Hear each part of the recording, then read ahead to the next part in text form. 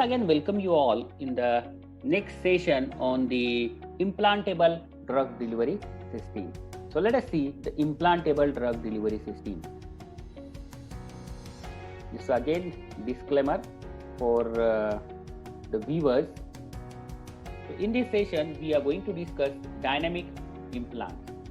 Dynamic implant system utilizes the positive driving force which enables and controls the drug release. In the case of passive implants, the diffusion is going to control the drug release. There is no any positive driving force which is utilized to release the drug from the implant. But in the case of dynamic implant system, here we are utilizing the positive driving force which enable and control the drug release. So as a result, they are typically able to modulate the drug doses and delivery rates much more precisely than the passive system. However, the cost of dynamic implants, these are on the higher side, and both in terms of complexity and actual device price. So there are the implantable pump systems which are utilized in the dynamic implants. They are furthermore divided into the osmotic pumps and the propellant infusion pumps. So this is the representative image of the dynamic implant. So here this is a polymer coat, this is a delivery orifice, and here it's a drug. So this is the osmotic type of the implant. So implantable pump system, in certain cases, external control of dosing is a requirement and a feature that is difficult to obtain when we are using biodegradable or non-degradable drug delivery system. So in certain cases, there is an external control is required and it is not possible to use the biodegradable systems or the non-biodegradable implantable system. So here the pump systems have been utilized to provide a higher precision and a remote control, right? Additionally, they offer a number of advantages such as evasion of the gastrointestinal tract, avoidance of repeated injections, and improved release rate faster than the diffusion limited system. It is possible to design remote control over delivery rates or integration of implantable sensors to create feedback controlled drug delivery system.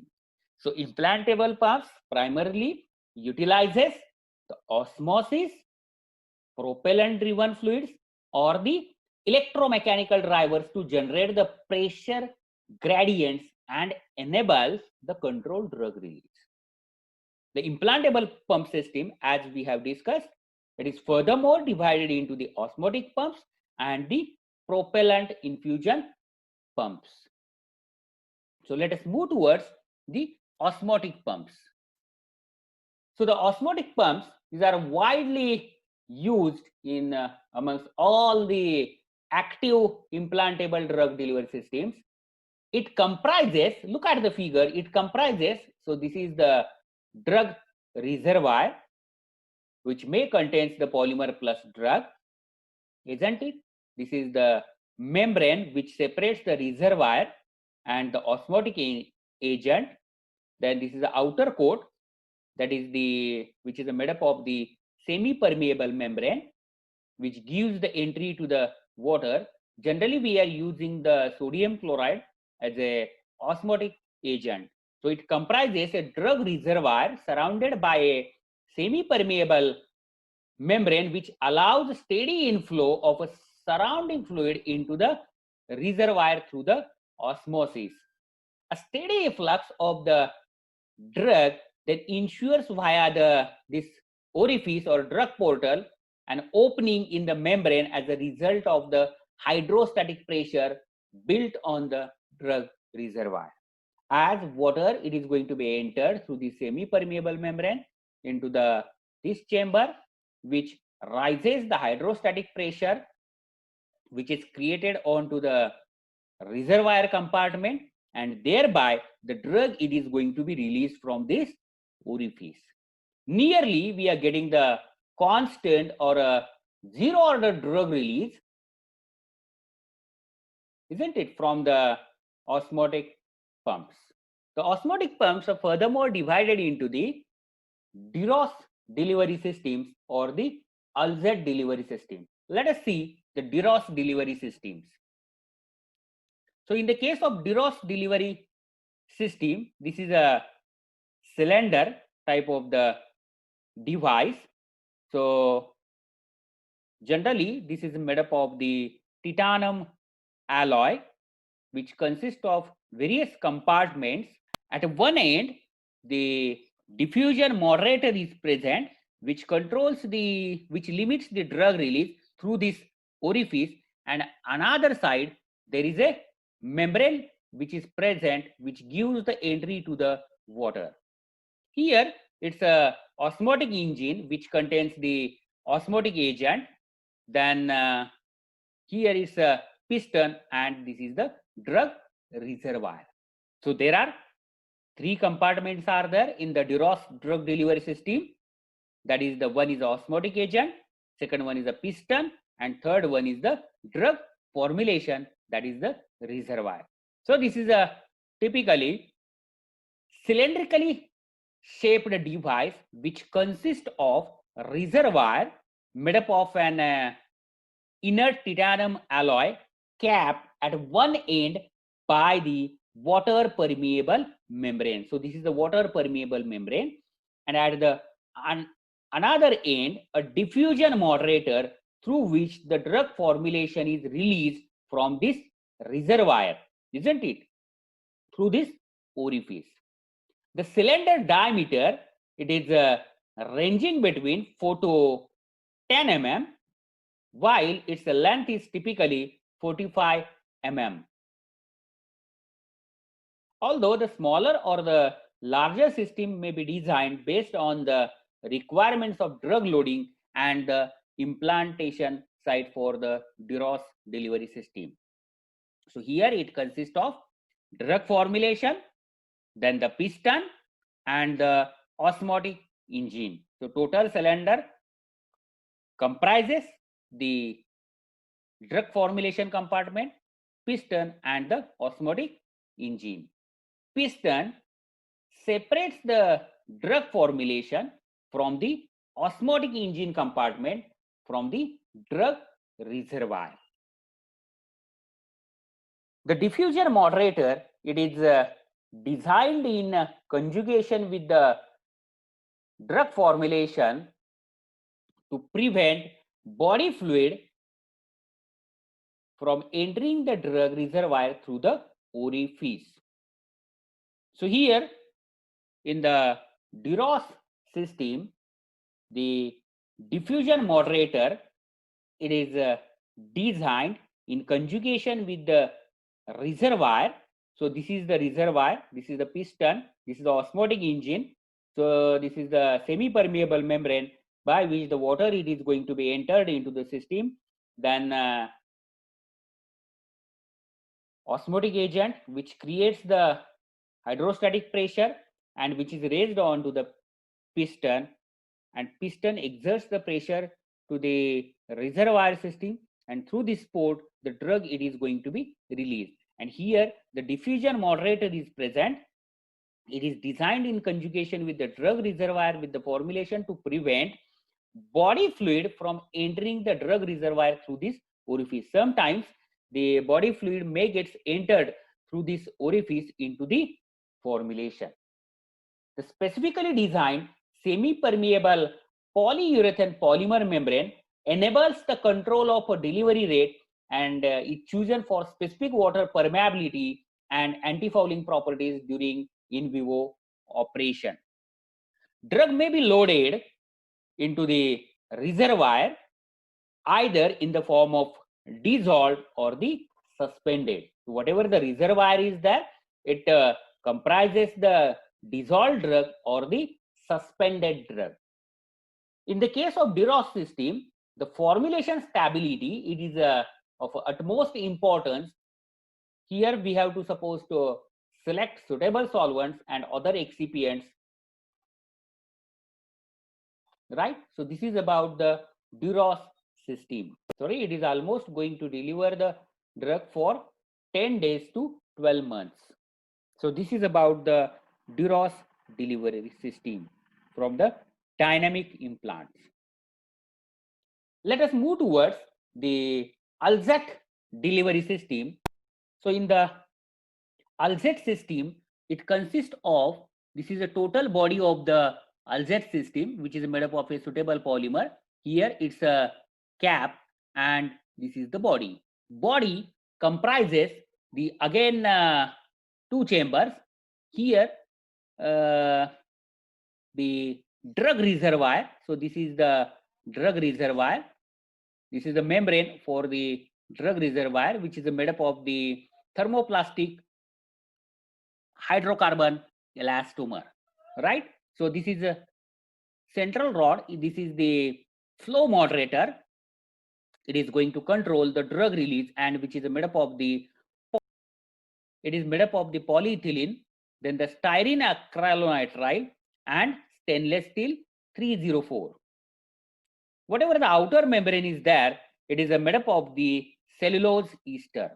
So in the Alzette drug delivery system, the outer membrane or a whole body, it is made up of the cellulose esters. This is a cap, this is the body. Body comprises the two compartments, isn't it?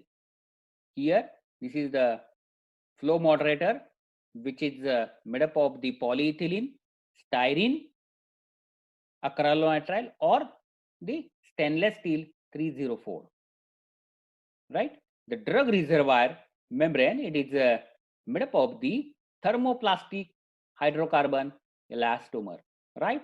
So here, this is the semi-permeable membrane, right? Then this is the impermeable reservoir wall. So in between the impermeable reservoir wall and the semi-permeable membrane, the osmotic agent is present, like a sodium chloride. Then this is the drug reservoir, it may be protein. This is the flow moderator, and here it's a delivery portal. So these are the parts of the Alzette implant, right? So this device operates by the osmotic displacement and is able to deliver the drug at a controlled rate over delivery windows between 24 hours to 6 weeks, right? So from outside here, the water, it is going to be entered in through the semi-permeable membrane, which exerts the hydrostatic pressure onto the reservoir compartment, and through this reservoir compartment, the drug, it is going to be released through the flow moderator. This is the orifice, right?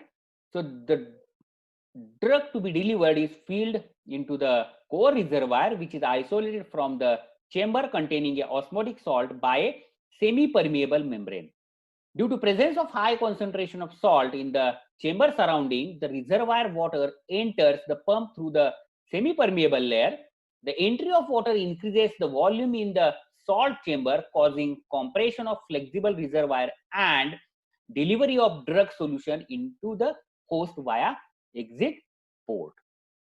As like the non-degradable systems or degradable system, it is having a certain drawbacks which is related with the initial burst effect, but we are not getting the initial burst effect in the Alzette drug delivery system. Typically, it is having a length of 1.5 centimeter to 5.1 centimeter, while the diameter of the Alzette system, it is approximately 0.6 to 1.4 centimeter, right? So this is about the Alzette delivery system. So in the case of Alzette delivery system, it comprises, this is a whole capsule. This is made up of a cellulose ester. It contains the cap and body. Body contains the osmotic compartment and the reservoir compartment. The reservoir compartment, it is made up of the thermoplastic hydrocarbon elastomer, which separates the reservoir and the osmotic compartment. The osmotic compartment, it is enclosed with the semi-permeable membrane, which offers the entry of water into the osmotic compartment, and thereby it increases the hydrostatic, thereby the hydrostatic pressure gets increased, which is raised onto the reservoir compartment, and furthermore the drug is being released through the flow moderator, which is made up of the polyethylene styrene acrylate and the SS304. So here this is the orifice. So this is about the Ulzet delivery system. It operates, or it is based on the osmotic pressure, isn't it, which is raised by the osmotic salts. So this is about the Ulzet delivery system in the dynamic implants. So here in the case of propellant infusion pumps, the vapor pressure, it is created or raised, which is utilized to control the drug release. So here in the case of propellant infusion pumps, it utilizes the propellant gas instead of an osmotic agent. So in the case of Ulzet or Duros, we have used the osmotic agent to generate the constant positive pressure, but in the case of propellant infusion pumps, utilizing the propellant gas to generate a constant positive pressure for zero order drug release. The use of compressible medium such as a gas allows for a larger volume of drug to be stored and released. So this is the propellant infusion pump. So here, this is the propellant chamber. There is no need of a battery, isn't it? So outside, whatever is there, this is the propellant gas chamber. Here, it's a drug reservoir. Then through this needle, it is possible to refill the reservoir, isn't it, once it gets emptied, and this is the delivery port. So this is the total assembly of propellant infusion pumps. The example is Infused, which is a fully implantable fixed rate pump. The drug formulation chamber, it is separated. So this is a drug formulation chamber. This is separated from the chamber of for a fluorocarbon propellant by a metal below encased in the disc-shaped titanium housing. So whatever this housing is there, which is made up of a titanium.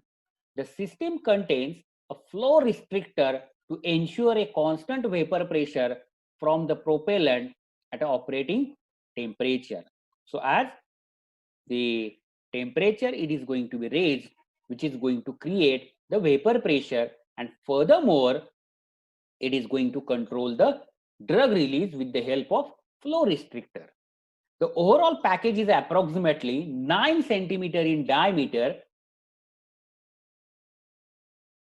by 3 centimeter in height, and has been utilized for the insulin delivery, then the delivery of certain anticoagulants, and in the case of cancer chemotherapy. So this is about the propellant infusion pump.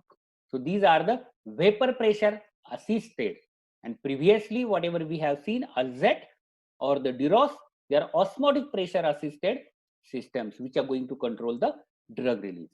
Let us move towards, and so here we are going to study the electromechanical system. So all these electromechanical system itself name indicates that here we are using the battery. All these are the battery operated system. The system consists of, this is the total cylinder, Okay, so this is the reservoir, that is a drug reservoir, which comprises the polymer which are sensitive to the electro signals, right? Then here it's a total chip assembly, that is a biosensor and all those things, and this is the drug delivery port or release port, how the drug it is going to be released. So here there is a polymer, right? And which is going to control the drug release from the reservoir. The use of electrically powered mechanical pumps, typically with a moving part, so and advanced control systems are present. Here we have, I've cited the example of cheap RX. So cheap RX, an implantable single reservoir device. The release mechanism employs the polymeric artificial muscle that surrounded and control micrometer size holes, and that opens to release the drug. So this is the micrometer sized hole, and this hole it is going to be open and drug is being released. The polymer ring, it expands or contracts in a response to an electrical signal. Here electrical signal transmitted through the conducting polymer, right? That too polymer that contracts a swellable hydrogel. So whatever the system it is designed, this is a reservoir. Here this is a delivery port which comprises the polymer which is sensitive to electrical signal, and through the by this electrical signal either polymer is going to be expand or the contract, and thereby the drug it is going to be released or drug release can be controlled. This is about the electromechanical systems. So here with we have finished the dynamic implants and electromechanical systems. In the case of dynamic implants, that is, these are the active systems. We are utilizing the external driving force which are going to control the drug release, like osmotic pressure assisted or the vapor pressure assisted. In the case of osmotic pressure assisted, we have seen the examples of the Duros system or the Alzate system, and in the case of vapor pressure assisted system, we have seen the example of Infusat. And the last one, that is the electromechanical system, we have seen here the example of cheap RX, which is based on the battery operated, that is the electrically powered mechanical pumps. So here which we have finished the dynamic pumps.